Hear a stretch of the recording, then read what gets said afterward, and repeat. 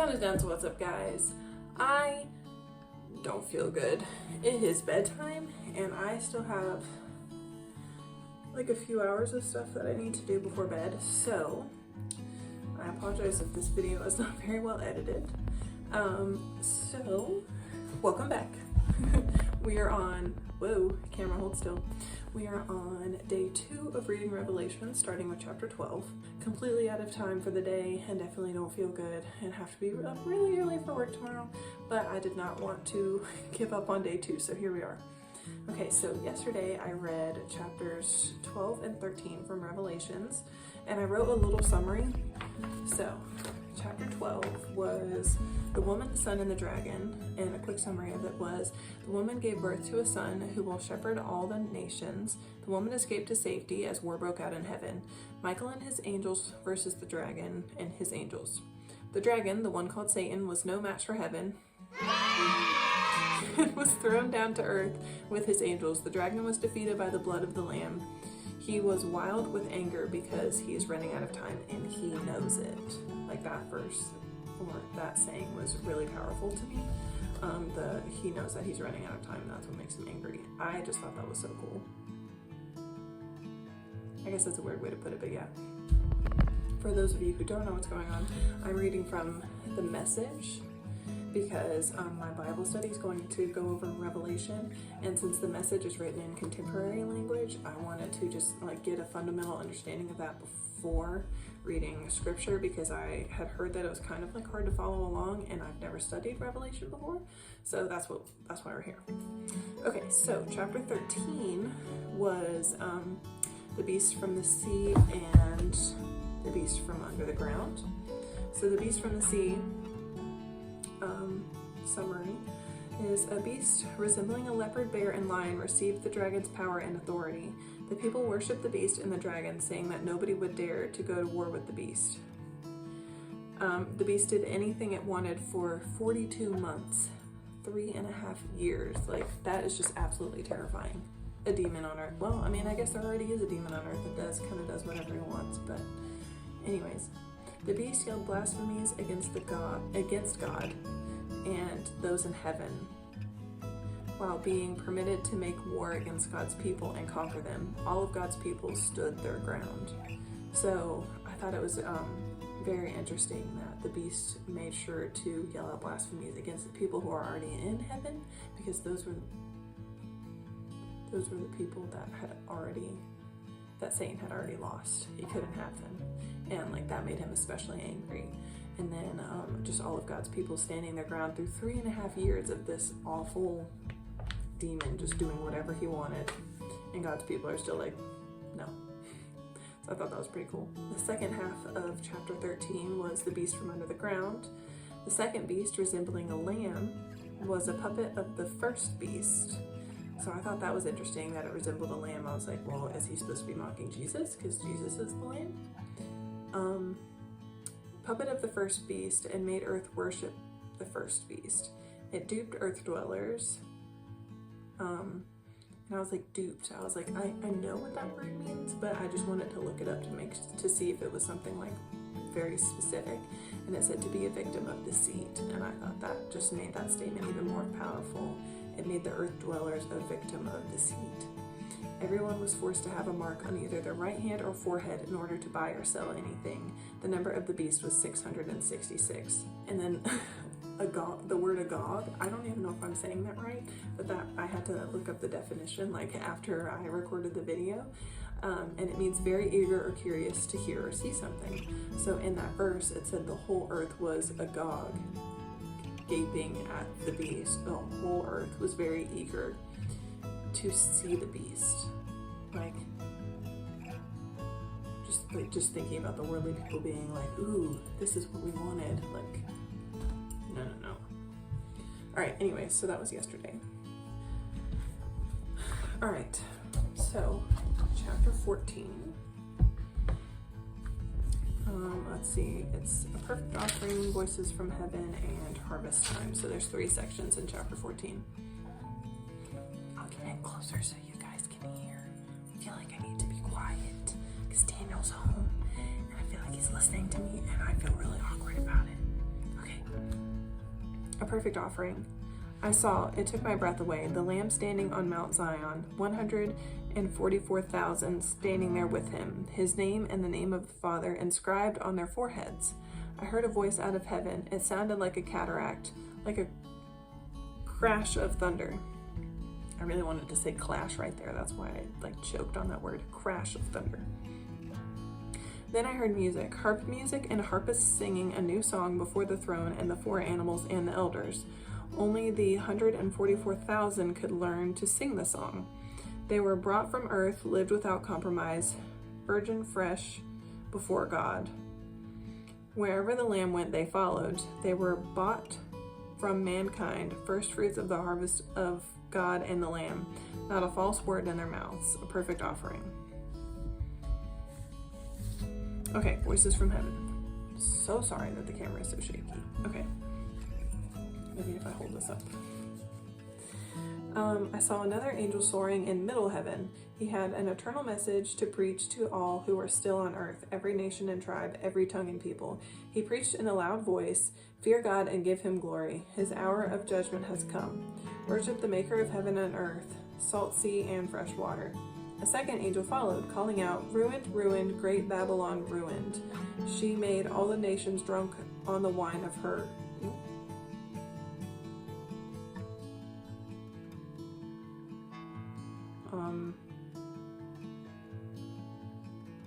I can't think of a different word to put here. Actually, I'm curious what scripture says. Hold on.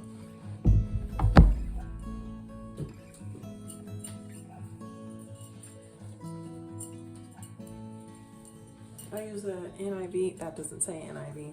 I use the NIV version, by the way. Revelation is in the back in case you forgot. Because I did for a second. Okay.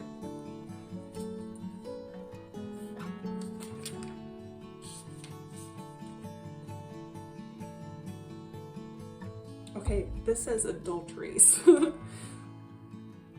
I like that better. Okay, let me go back. She made all the nations drunk on the wine of her adulteries. Okay. A third angel followed, shouting and warning, "If anyone worships the beast and its image and takes the mark on forehead or hand, that person will drink the wine of God's wrath, prepared unmixed in his chalice of anger, and suffer torment from fire and brimstone in the presence of holy angels and in the presence of the Lamb." I actually don't know what brimstone is. This is what brimstone is. Okay. Smoke from their torment will rise age after age.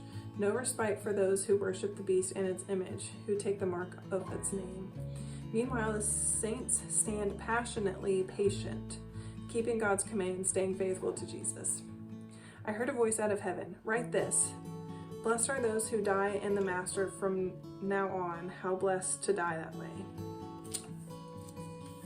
"Yes," says the Spirit, and blessed rest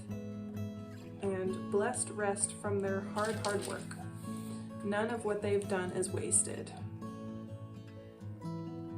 Oh, God blesses them for it all in the end.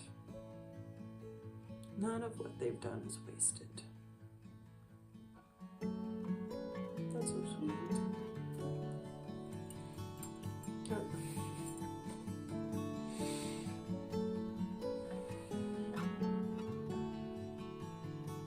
What they've done is wasted.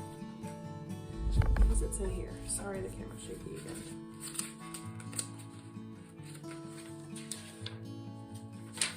Guys, this is not going to be a short video, so. Yes, says the Spirit, they will rest from their labor, for their deeds will follow them. See, that's also why it's cool to have multiple versions, because the change in the words, you can get a totally different meaning. You can get a totally different meaning depending on what it says. So that's also important to find a version that works for you.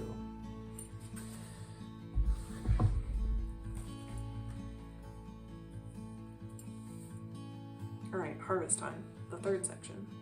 Let's see, this is an 11-minute video. I don't know how much I can cut out. Alright, shut up. Anyways, harvest time. I looked up, I caught my breath, a white cloud and one like the Son of Man sitting on it. He wore a gold crown and held a sharp sickle.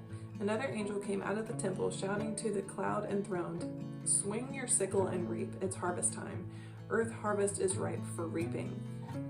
I don't like that. The cloud enthroned gave a mighty sweep of his sickle, began harvesting earth in a stroke. Well, I want to see what this says.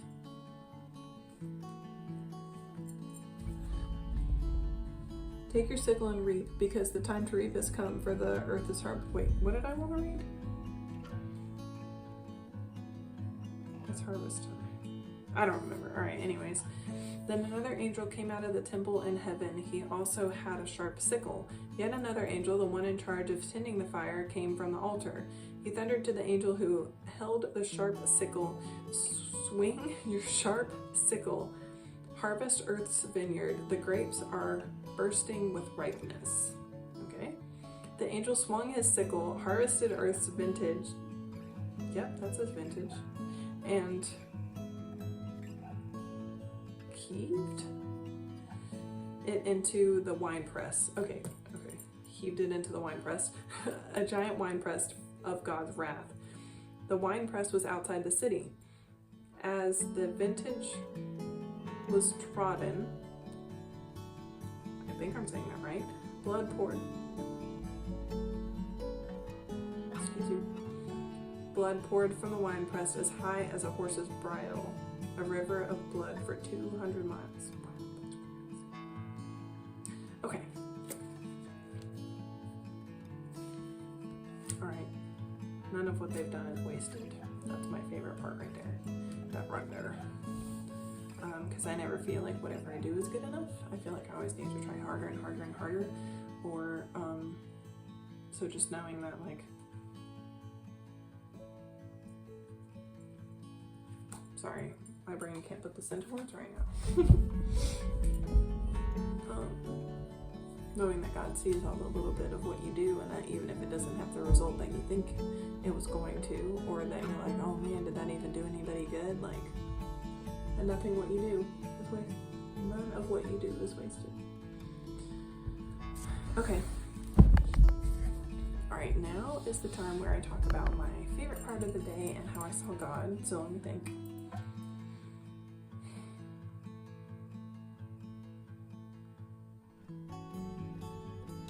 Oh, we had a huge turnout at church today. Today was Move Up Sunday, and so basically what that means is like we get the new 6th graders, and everyone is officially the next grade, and we had so many people show up, so that was like really, really cool. And we also had a bunch of adult volunteers too, and before it was like 4 of us regularly, so that was really cool to see and exciting to see. Favorite part of the day, I was nauseous like all day. Grocery shopping. We had no food. Oh, no. Eating the chicken that we bought. Chicken nuggets. Well, technically they were chicken tenders. That was my favorite part of the day. They tasted so good. I don't know if they were specifically flavored something or if I was just so hungry, but chicken tenders. That was my favorite part of the day. Okay, good night. See you tomorrow. Bye.